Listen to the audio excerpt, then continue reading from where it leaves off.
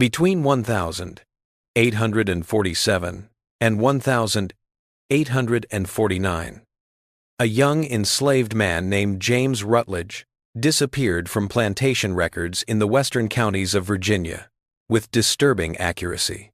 His name was on inventory lists from March 1847, where he was listed as a skilled blacksmith's apprentice worth $1,200. By November 1849, that name had been carefully erased from the books and replaced with a single note in faded ink that read, "Disposed of by arrangement, medical necessity." During those years, 3 different county doctors signed affidavits saying they had done corrective work on plantation properties, but the names of the patients were kept secret. Records from local churches from that time show that there was an unusual rise in confessions of sins of the flesh and ungodly temptations among the planter class. For more than 100 years, the truth about what happened to James Rutledge was kept hidden in private family archives. Descendants who knew that some family secrets are too terrible to reveal kept them safe. Tonight, we tell the whole story of how desire, jealousy, and absolute power came together to ruin a young man's life in the most personal and permanent way possible. Before we go on with the story of James Rutledge and the family that took over his life, please take a moment to subscribe to Liturgy of Fear and tell us in the comments what city or state you're in. We need to remember these tragic events in American history that have been forgotten. Your involvement helps keep these dark parts of our history alive. James Rutledge's story doesn't start with his suffering. It starts with a false sense of mercy that would make his death even worse. In the spring of 1847, Greenfield County, Virginia, showed all the signs of being prosperous. The rolling hills were green and fertile, with tobacco fields that had made families rich for 3 generations. They were built on the backs of human cattle. Harrington's Ford, the county seat, had a courthouse, 3 churches, a dozen stores, and enough lawyers to handle the constant legal work that was needed to keep the strange institution that was the region's economy going. People in the area called the Sutherland plantation Belmont Hall. It was on 400 acres along the Nottoway River. The main house, a Georgian-style mansion with white columns and wide verandas, was a sign of all the money that had been made. 57 slaves worked on the property. Their quarters were arranged in neat rows behind the main house, far enough away to keep up the illusion of separate worlds, but close enough to be called at any time. When Marcus Sutherland turned 32 inches 1,840, he got the estate from his father. He was known as a modern planter throughout the county and spoke out against the most brutal overseers at local meetings.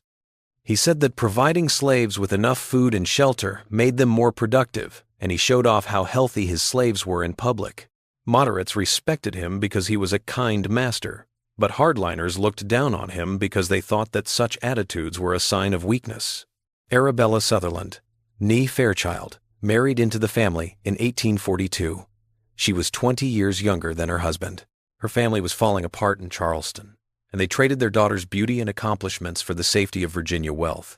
She was a very good pianist, spoke enough French, and ran the house so well that even her husband's strict mother was impressed before she died in 1845.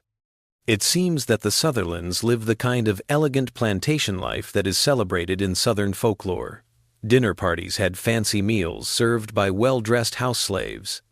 The gardens were full of imported roses, and guest rooms were available for relatives and business partners from Richmond and other places to stay. But under this carefully kept surface, tensions were boiling over, like Virginia's hot, humid summers. Even though Marcus Sutherland publicly spoke out for humane treatment, he had been spending less and less time in his wife's bed. He spent most evenings in his study looking over ledgers and writing letters to factors in Richmond.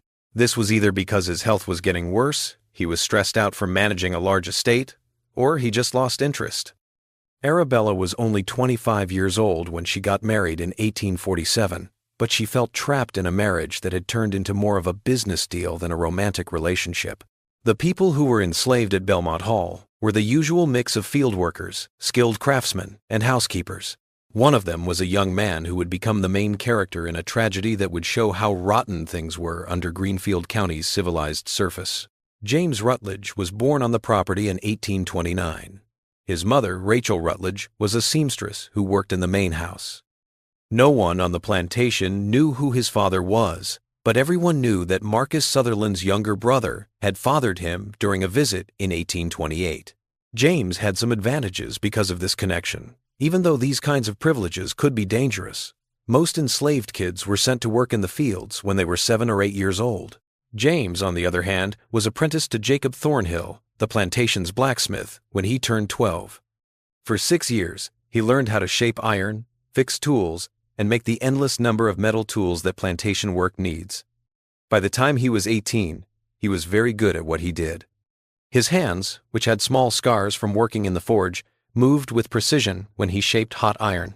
His body had become muscular like that of a blacksmith, with broad shoulders and strong arms from working at the anvil for hours. It wasn't his skill that would decide his fate. It was his face. James had inherited features that made people look at him wherever he went. High cheekbones, clear brown eyes, and a jawline that suggested strength without being violent. The plantation's white residents found his mixed background both interesting and scary in small ways. He moved with an unconscious grace and had a quiet dignity that some saw as pride and others saw as the right way to act for his job. A series of events that would change lives and end futures began in March 1847. The plantation's main forge needed to be bigger. Jacob Thornhill, who is now in his 62nd and has lung problems that are common in blacksmiths, needed help with the heavier construction work. Marcus Sutherland looked over the project plans and made a terrible choice. He moved James from forge work to help with carpentry repairs on the main house for a short time. The east wing needed new window frames, door hinges fixed, and other metal work brought up to date. The job would take a few weeks, and James would have to work close to the family's daily life. Arabella Sutherland first saw him on a Tuesday morning in late March. She was putting flowers in the front parlor when she saw something moving outside the window. James was on a ladder, carefully taking off an old window frame. His shirt sleeves were rolled up, and he looked very focused. She watched for about 30 seconds before realizing what she was doing and turning away. Her heart rate suddenly sped up, which made her uneasy. In the days that followed, she made up reasons to be near James's work. She would sit in rooms where he was fixing things and read, saying that the light was better there. She would walk through hallways where he was putting in new hinges, nodding politely but not saying anything. She started to plan her movements around the house so that they would fit with his work schedule. James, on the other hand, was very professional. He focused on his work, only spoke when spoken to, and kept the safe distance that was necessary for survival. He knew that any interaction that could be misread was dangerous. He had seen men whipped for the crime of being in the way of white women when those women didn't want to see them. But Arabella's interest wasn't just a passing one. Arabella had gone from watching to talking by April. She started asking James questions about his job, the forge, and how to shape iron. The questions gave her a reason to stand close to him, watch his hands as he showed her how to do something, and get close enough to smell the honest sweat and forge smoke that clung to his clothes. James answered carefully, making sure to be short and polite. He had to call her Miss Arabella, and when they talked, he kept his eyes down and tried to make himself smaller. Other slaves saw. Sarah, who was in charge of the house staff, took James aside one night after he got back to his room. "Be careful around the mistress," she said in a low voice, her voice full of worry. "That kind of attention only leads to trouble." James said, "I'm just doing my work." But his voice showed that he wasn't sure. "She doesn't need to be that close to your work," Sarah said. "Don't matter what you do or don't do. If she wants something, you have to give it to her. If the master finds out, you're the one who pays. Just keep your head down and finish that job as quickly as you can." James tried. He sped up his work in an effort to finish the repairs ahead of schedule. He started coming earlier and leaving later, hoping to miss times when Arabella would be there.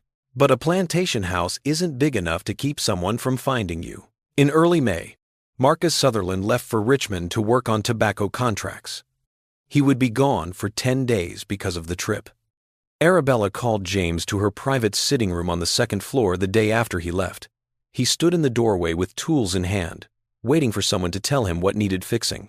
The room had soft blue and cream colors, and the furniture came from Philadelphia. There was a writing desk by the window. Arabella sat in a chair by the fireplace, even though it was a warm spring day and there was no fire. "Shut the door," she said. James was unsure. "Miss Arabella, that wouldn't be right." "Close the door," I said. He did what he was told, even though his heart was racing. He stood by the door with his tools in hand, like a shield. "Put those down," Arabella said. Her voice had changed, in a way that made his skin crawl. "Ma'am, if something needs to be fixed, I should come here." James walked slowly across the room and stopped a few feet from her chair. Arabella stood up and moved closer to them. She reached out and touched his chest, her palm flat against the worn fabric of his work shirt. "You are very strong," she said in a soft voice. "I've seen you work. You move like you could lift the world if you wanted to." "Miss Arabella, this isn't," she said, keeping her hand on his chest. "You're smart enough to speak properly. Jacob told me you read and that you can do math in your head better than most white men." She touched his face with her other hand. "James, do you know how amazing you are?" James stood frozen, terror and confusion warring in his mind. He knew for sure that he was stuck. She could say he assaulted her if he pushed her away. If he ran away, she could call for help. If he did what Marcus Sutherland wanted, he would be just as ruined when Marcus Sutherland found out the truth. "Please," he said softly, "don't do this." Arabella's smile went away. Her hands dropped. James thought for a moment that she might give in and see how hard she had made things for herself. Instead, her face hardened. "Go," she said in a cold voice. "Leave." James grabbed his tools and left. His hands were shaking so badly that he almost dropped a hammer on the stairs. He went to Jacob Thornhill's cabin that night. The old blacksmith listened to the story, and his face, which had seen a lot of weather, grew more and more worried. Jacob finally said, "You can't say no to her, but you can't do what they say either. There's no good choice here, son. What should I do?" "We go to Master Marcus when he gets back. We tell him the truth before she can lie," Jacob said. "It's not going to save you, but it's your only chance." James tried to hide from everyone for 3 days. He worked in the forge, ate in his own room, and stayed away from the main house. Arabella called for him again on the 4th day, though. This time, she was different, calm, and almost professional. "I've been thinking," she said. They were in the same living room, but now the door was open, and Sarah was working in the hallway, where they could hear her. "I might have acted too quickly the other day. I'm sorry." James didn't say anything, but he watched her closely. Arabella went on, "You're a good worker.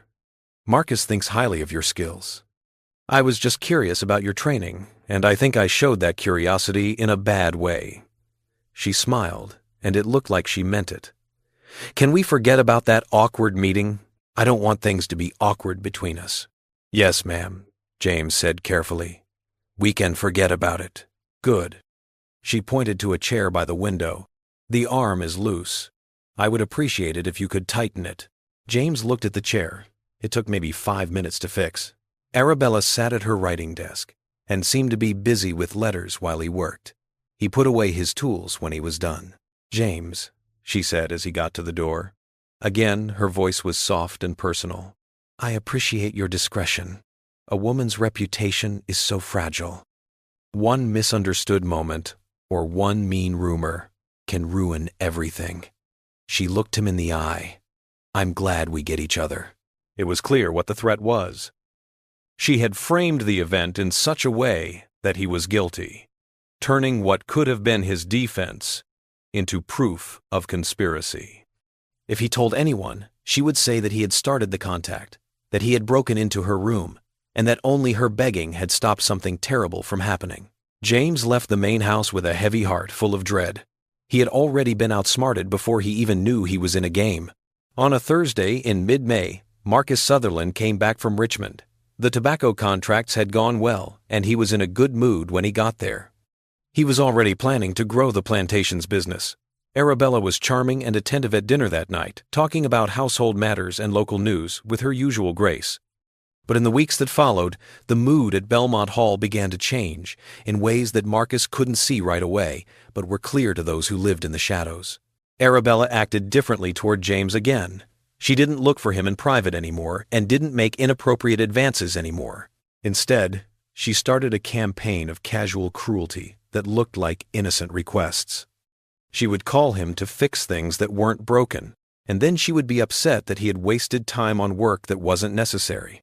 She would tell Marcus how good James was at making things, focusing on James's physical traits, and then watch her husband's face for reactions. She set up situations where James would be working close to her when Marcus was around, making scenes of innocent home life that still suggested wrongdoing to people who were ready to see it. James tried to get through this minefield with great care. He worked quickly, spoke little, and kept his eyes down. But Arabella was playing a longer game than he knew. She started to tell some of the ladies in the county about her problems during afternoon visits in June. There were no clear threats, just little comments that added up over time. A worry about how bold some enslaved workers were. A worry about how safe plantation mistresses were when their husbands were away, and a mention of how one slave seemed to have ideas above his station. The rumors spread quietly among the white women who got together for tea and needlework. People started to talk about James Rutledge, always with meaningful looks and low voices. People were talking about it at the county courthouse, at church, and when Marcus talked to other planters in the area. There was nothing solid, no direct accusations, but he had a growing feeling that something bad might be going on in his own house. He started to look. He saw that Arabella would get a little tense when James came into the room to fix things. He saw that James wouldn't look anyone in the eye, and that he walked through the house like a man on broken glass. Marcus looked at these things through the lens his wife had carefully ground, seeing guilt where there was only fear, and conspiracy where there was only survival instinct. Arabella made her move in July. Late one night, she came to Marcus's study with a pale face and shaking hands. She sat in the chair across from his desk and spoke in a voice that was barely above a whisper. "I have something to tell you," she said. "I should have told you weeks ago, but I was scared, ashamed." Marcus put down his pen. "What happened?" She said, "James Rutledge," and her voice broke in a way that made it sound real. "The blacksmith's apprentice. He has been rude to me." Marcus's blood ran cold. "Explain." Arabella told a story that was carefully put together from bits of truth that had been turned into lies. Yes, James had been in her living room, but he had cornered her there and talked to her in a way that scared her. She did touch his chest, but only to push him away when he got too close. Yes, there had been more than one meeting, but only because she was too scared to tell anyone. She was afraid Marcus wouldn't believe her, and that the community would blame her for somehow getting a slave's attention. "Why didn't you tell me right away?" Marcus asked. "Because I was afraid you'd kill him," Arabella said, her eyes filling with tears. "And then there would be questions and investigations. People would want to know what really happened. My reputation would be ruined, even if you were right. I thought I could handle it and stay away from him, but he always finds a way to be near me. He watches me, Marcus. When you're not here, he watches me." Marcus Sutherland sat still for a long time. Everything he'd observed over recent weeks suddenly reconfigured itself into his wife's narrative. The way James moved through the house, the whispers from other planters' wives, the subtle tensions he'd sensed without understanding. Finally, he said in a flat, cold voice, "I'll take care of this." Arabella reached over the desk and held his hand. "Please don't do anything that will cause trouble. We live here, and our reputation is important." "I said I'd handle it." Marcus Sutherland sat alone in his study all night, with a bottle of bourbon slowly emptying. His mind was going through his options and their effects. By morning, he had made up his mind about what to do to protect his wife's honor, keep his reputation as a kind master, and make sure that James Rutledge would never threaten another white woman again. The next day, Marcus called Jacob Thornhill to the main house. The old blacksmith came in with his hat in his hands and a worried look on his face. He had seen James's fear grow over the past few weeks and knew that something bad was coming, but he had hoped that his years of faithful service would give him the power to stop whatever was coming. "Without wasting any time," Marcus said, "I need to talk to you about your apprentice." The door was closed, and the morning sun shone through the window in sharp angles. "Sir James is a good worker," Jacob said. Best I've trained, honest, and hardworking. Marcus cut in. I've heard some bad news about how he acted around Mrs. Sutherland. Jacob's heart sank. Sir, James wouldn't. Are you saying my wife is lying? The question hung in the air like a knife. Jacob knew very clearly that there was nothing he could say to defend himself that wouldn't make things worse. No, sir, he said in a low voice. I'm not saying that. James has been living with you, Marcus went on. You've been in charge of his character and growth. This shows that you don't have good judgment. He's a good boy, Mr. Marcus. He stays out of trouble, does his work, and doesn't bother anyone. Apparently, he's been making a lot of trouble, the kind that ruins families and reputations. Marcus moved to the window to look out at the grounds. I could sell him south. That's what most men would do. But I've spent a lot of time and money training him, and he has useful skills. Plus, I have a duty to make sure he never threatens another woman like this again. Jacob waited, his heart racing with fear. I've been talking to some doctors in Richmond, Marcus said. There's a procedure. It's been used in the past for a number of reasons. It takes away the desires that lead men to do bad things, the physical urges that make them break the rules. Jacob felt like he had been hit by a wave of understanding. Please, Mr. Marcus, don't do this to that boy. Dr. Cornelius Ashby from Richmond will be here next week. He's done this surgery before, and he says it can be done safely. James will be able to work again in a month. He'll still be able to use his skills, but he won't be driven by the compulsions that led him astray. Jacob said, This isn't right, and his voice broke. Sir, please, send him away. If you have to, sell him, but don't do this. Marcus turned away from the window, his face hard. I've made up my mind. You can't tell anyone about this, not even James. When Dr. Ashby gets here, you will help make sure James is taken to the place we choose. If you don't, I'll find another overseer and sell you with him. Do you understand? Jacob nodded, and his hands shook on the brim of his hat. Yes, sir. Good. Go back to work. Jacob left the main house and went straight to the forge, where James was making plowshares. The young man looked up, saw how upset his mentor was, and put down his hammer. What happened? Pack your things tonight. Take as much as you can. There's a conductor, 2 counties north of here, near the Presbyterian Church, on Old Mill Road. If you leave now, and only travel at night, you might get to him before... Before what? The old man didn't say anything, which was enough of an answer. James finally said, I can't run. They'll take it out on everyone here. You, my mother, Sarah and her kids. You know they will. Boy, if you stay, what are they going to do? I know what they're planning, James said in a strangely calm voice. I've known since Miss Arabella started this whole thing. I've seen it happen before. I heard stories from slaves who came up from the deeper south. He picked up the hammer again and felt its familiar weight. Running only makes things worse for everyone else. You can't just go along with this. James went back to the plowshare and hit the hot iron with methodical precision. I don't have a choice, he said. None of us ever did.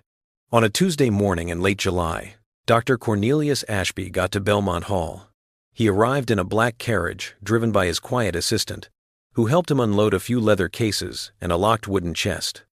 Ashby was in his early 52nds, clean-shaven, and acted professionally and detached. He had done a number of surgical procedures for planters in Virginia and North Carolina, some of which needed to be kept completely secret. Marcus Sutherland met him at the door and took him to a room on the 2nd floor that had been set up for the operation. A strong table was covered with clean linens. There were buckets of water ready. Ashby's advanced instructions said to boil the instruments. Ashby asked, "Is the subject healthy?" while quickly and expertly arranging his tools. "Young, strong, and no known health problems," Marcus said. "Good, he'll heal faster. I'll need help holding him during the procedure because the pain is bad. My boss, Samuel Hicks, and 2 field hands will help." "And you've told the subject what will happen?" Marcus thought for a moment. He knows he's being punished. I thought the specifics might make him fight back for no reason. Ashby shrugged his shoulders. "Your choice, but I think honesty works better than surprise." He ran the edge of a scalpel along his thumb. "When would you like to move forward?" "This afternoon. I'd rather have it done before my wife gets back from the Hendersons." James Rutledge was called to the main house at 2 o'clock. He walked up from the forge with Jacob Thornhill next to him, and neither of them said anything. They came in through the back door and were told to go up the servants' stairs to the second floor. Samuel Hicks stood in the hallway outside the room that was ready. He was a big man with thick shoulders who had been in charge for 3 years. He was known for being efficient, not cruel. He didn't look James in the eye. "Go on in," he said gruffly. James came in. Marcus Sutherland was near the window, and Dr. Ashby was next to the table. There were 2 field hands that James recognized. They were both big men standing against the wall. "James," Marcus said in a formal tone, "you're here because of how you treated Mrs. Sutherland. I've decided on a punishment that will make sure you never do this again." James didn't say anything. He kept his face carefully blank. "Dr. Ashby will do a surgery that will take away your ability to act on bad desires. You'll still be a valuable worker, but you'll be free of the urges that led you astray."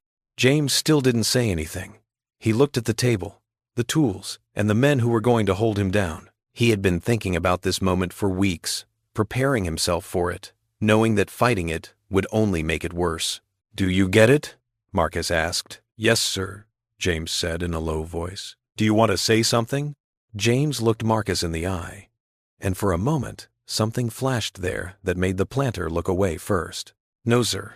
"Then let's go ahead." Ashby did the next thing with professional efficiency. But the inhumanity of it, the physical and mental damage done to James Rutledge in that second-floor room while the July sun shone through the windows, was everything that was wrong with the system that allowed it to happen. The procedure only took about 30 minutes. While Dr. Ashby worked with the detached precision of someone who had done this operation many times before, the 4 men held James down. James bit through a leather strap that they had put between his teeth. His screams were muffled but could be heard all over that part of the house. Sarah heard it in the kitchen below. She held on to the edge of the worktop and cried quietly while her daughter Ruth held her shoulders. Jacob heard it in the forge. He punched through a window, and the glass cut him deeply. Blood and tears mixed on his face. Rachel Rutledge, who worked in the laundry, heard her son in pain and fell down. 2 other women helped her to her room, where she lay for 3 days, staring at nothing.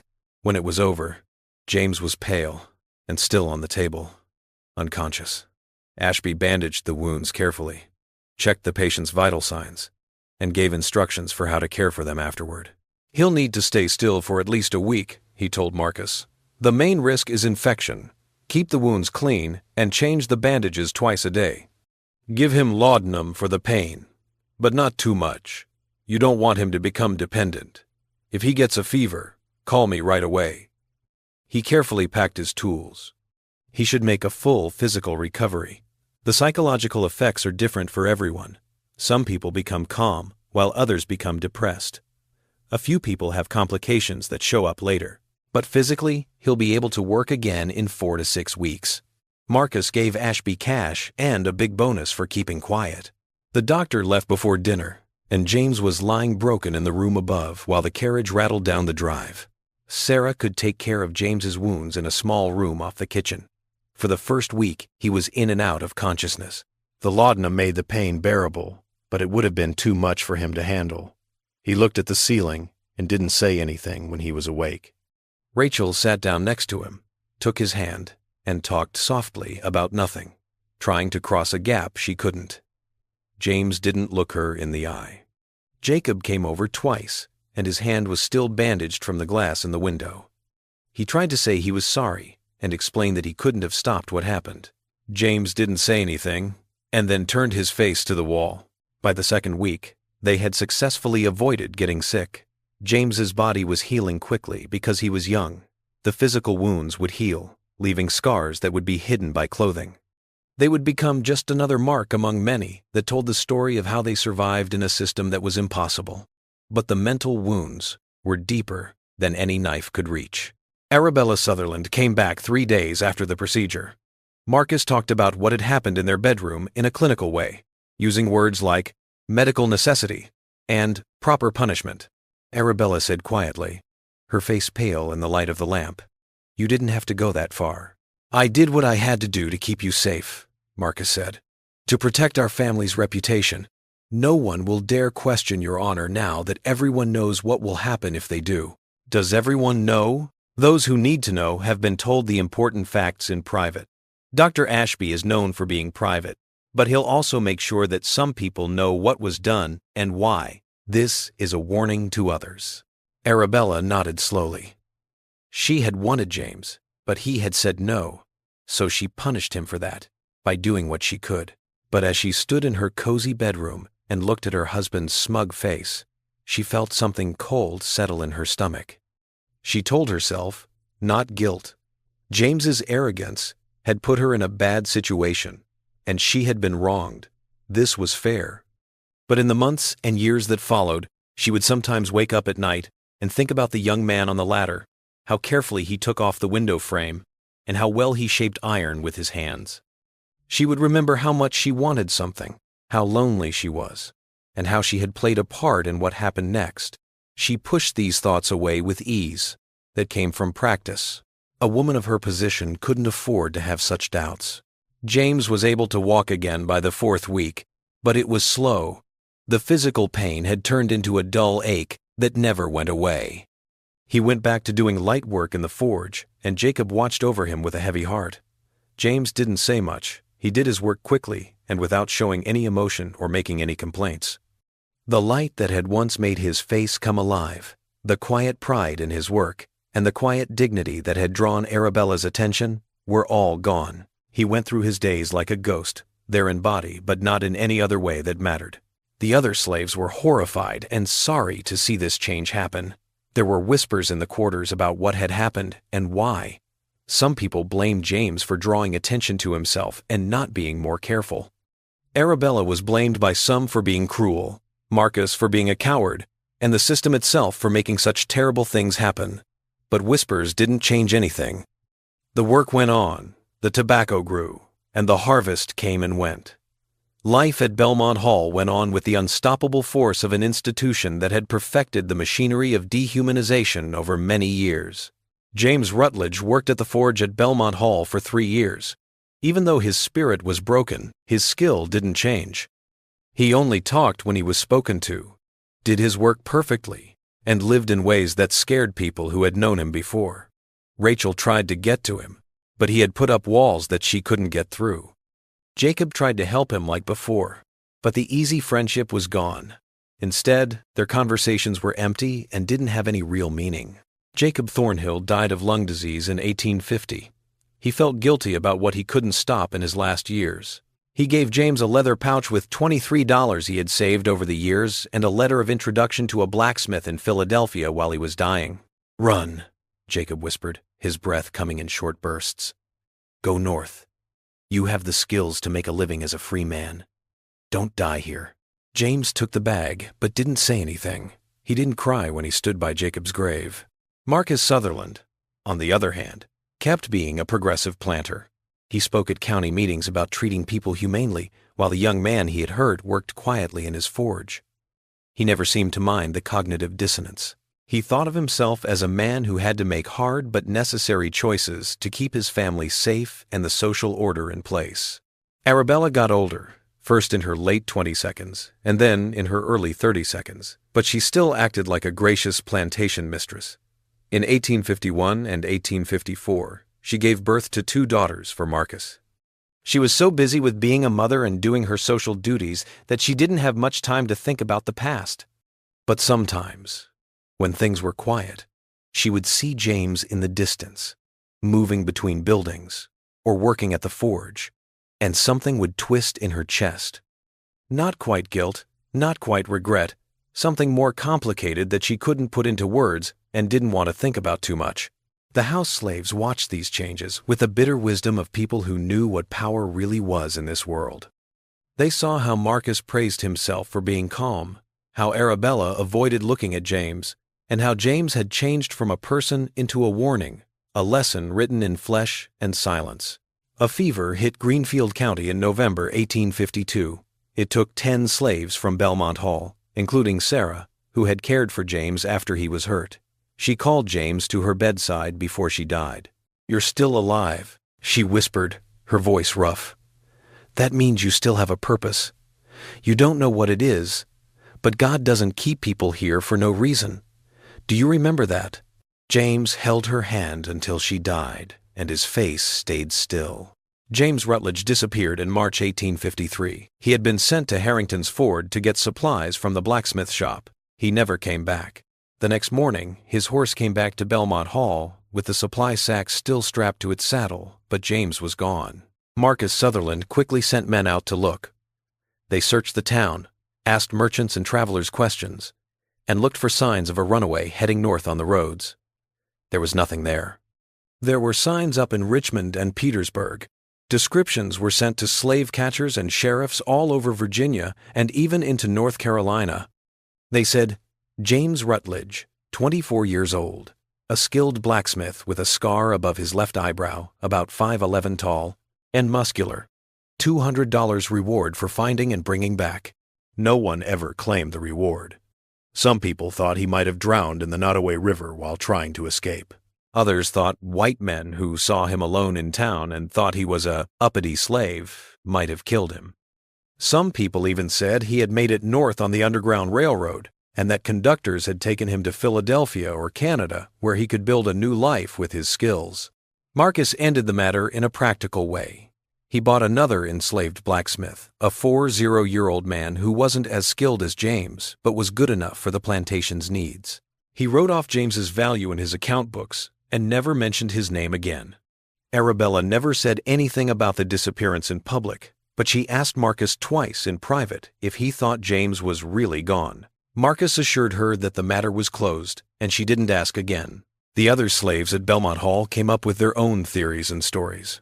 Some thought James had carefully planned his escape, waiting for the right moment. Others thought he had just walked away from a life that had become unbearable, choosing certain death over certain degradation. Rachel Rutledge refused to believe her son was dead. For years after that, she would watch the road at sunset, hoping James would come walking up the drive. She never saw him again. For the next 7 years, Belmont Hall ran smoothly and efficiently. The tobacco crop continued to be profitable. The Sutherland daughters grew up, learning how to play the piano and speak French, as well as all the other things that young ladies of their class were expected to know. Marcus served on county boards, kept his reputation as an enlightened planter, and made money with the ruthless efficiency that the system required. But certain facts could not be entirely buried. In 1857, a young journalist from Richmond spent several weeks traveling through Greenfield County, gathering stories for a series of articles about plantation life. He interviewed numerous planters, including Marcus Sutherland, and many enslaved people in discreet conversations away from their masters' ears. In his notes, never published, he recorded a conversation with an elderly woman named Rachel, who spoke about her son, a skilled blacksmith who had disappeared 4 years earlier. She described his training, his talent, his quiet dignity.